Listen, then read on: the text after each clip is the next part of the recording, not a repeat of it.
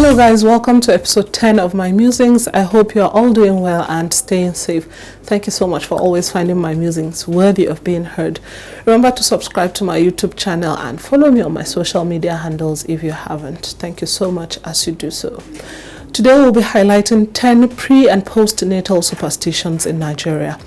In many parts of our communities, once a woman gets pregnant, she is quickly inundated with a list of mythical instructions designed to guide the new mother to help her sustain her pregnancy.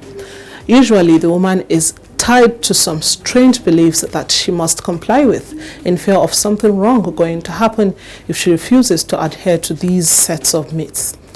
Even though Nigeria is a multi-ethnic nation, many of these beliefs are the same in different cultures. So I'm going to be calling out and demystifying some of these beliefs. Number 1, don't eat snails, okra, or anything slimy while pregnant, else you will give birth to an imbecile. Now, most babies drool at least at very early ages. Developing infants start to gain control of their mouth and tongue muscles between 18 and 24 months of age, but it is common for children with developmental disorders to drool excessively longer than normal children.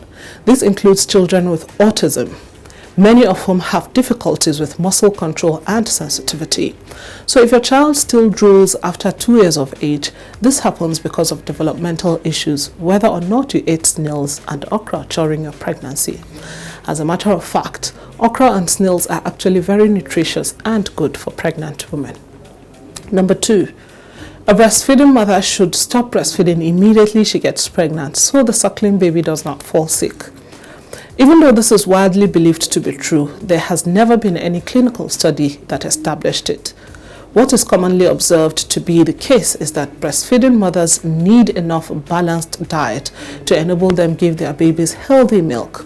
A breastfeeding mother therefore is expected to increase the quality and quantity of her diet when she gets pregnant while breastfeeding, so that she can cope with the dual responsibility of producing enough nutrients for the fetus for proper growth and enough milk for her suckling baby at the same time. Pregnancy while breastfeeding, therefore, is not a problem if complementary feeding for mother and suckling baby is guaranteed. However, experts encourage breastfeeding mothers to carefully choose any family planning method, as breastfeeding, even exclusively, does not stop conception. So you might want to weigh your options to avoid stories that touch. Number 3, application of toothpaste, cow dung, dusting powder, rub, seasoning cubes, and many other substances to aid fast cord dropping and healing. Medical experts recommend the use of chlorhexidine gel daily on the umbilical cord after birth till the cord drops. They also recommend the use of methylated spirit after every 4 hours if chlorhexidine gel cannot be found. Mothers are also advised to keep the cord exposed to air and not cover it with diaper. Please keep in mind that the umbilical cord has direct access to the bloodstream, and when an infection enters the bloodstream and spreads, it can cause life-threatening damage to the baby's organs and tissues. Please think twice before taking postnatal advice from any traditional birth attendant on how to deal with a baby's umbilical cord. Number 4. Babies who have their upper teeth erupt before the lower teeth are weird or demonic. The Yorubas call them ilenyoke, and there is a widespread belief that such babies have demonic powers to invoke calamity or make prophecies. Well, every child is different, but contrary to what our beliefs may be, usually the first teeth to come in are located in the top and bottom front of the baby's gum. Such babies are not witches or wizards and have no extraordinary powers. They are very normal babies. Dental experts say it doesn't matter the exact order the teeth come in, as long as your child has a gleaming set of 20 teeth by about their 3rd birthday. Number 5. Pregnant women should not go out when it is sunny unless they wear something like a safety pin, else evil spirits would replace their babies in their belly. While it is actually not advisable for pregnant women to go out on a very hot day, it has nothing to do with spirits. Pregnancy makes mothers more susceptible to dehydration as a result of exposure to excessive heat. As evidence shows, exposure to high temperatures during pregnancy can affect the weight of babies at birth. Experts say this happens because the heat causes the mother's blood vessels to contract in order to cool down, which in turn reduces the number of nutrients that reaches the fetus. So yes, stay out of the sun when you're pregnant, but leave the spirits out of it. They cannot drive your baby out. Number 6, putting breast milk in the eyes of the baby when the eyes are red or discharging. Eye discharge in newborns, according to some pediatric studies, is mostly resulted from blocked tear ducts. The blockage will usually clear up by itself within 4 to 6 months. However, redness, swelling, or soreness in the eyes can indicate an eye infection. Speak to a doctor immediately when an infant shows these signs. Please note that breast milk is food, not medication, and applying it to the eyes could worsen the situation. Number 7. The first colorless or yellowish milk that comes from the breast after delivery should be thrown away until the white one comes to feed the baby with. Well, that colorless first milk is called colostrum, and it is not harmful at all. In fact, this milk is very rich in antibodies that improve baby's immune system to fight infections. Number 8, breastfeeding while lying down causes ear infection. There are various positions that can be used for breastfeeding, but breastfeeding while lying down does not cause ear infection. As a matter of fact, this is a good position if you have had a cesarean section or a difficult delivery.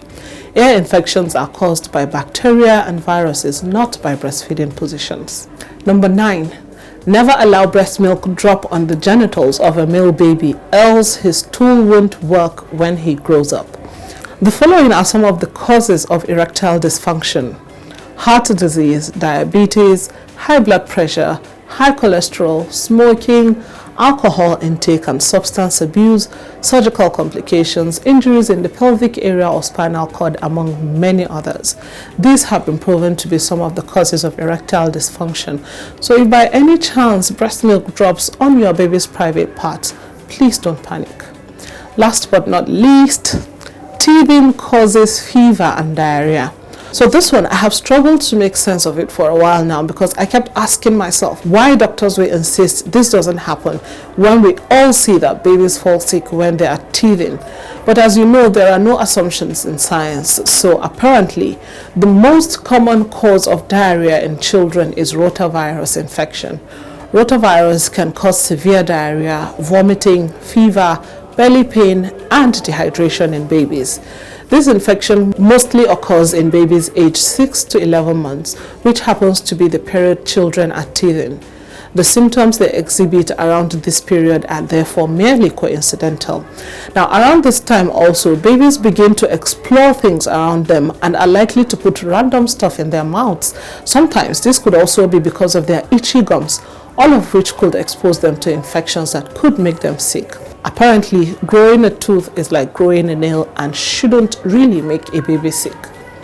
So people, please trust your doctors and midwives with your babies. We would never know how many babies have lost their lives as a result of one harmful myth or another. What other pre- and postnatal superstitions do you know? Share with us so we can bust them.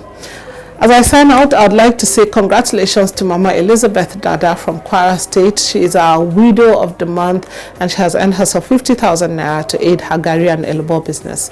Many thanks to our sponsor, William Adebo, for putting a smile on the faces of these widows. Please feel free to contact me with details of a struggling widow who has an existing business. Remember to subscribe to my YouTube channel if you haven't. Thank you so much as you do so. Until I come your way again next month, please stay safe while unlearning these unfounded superstitious beliefs. Bye for now.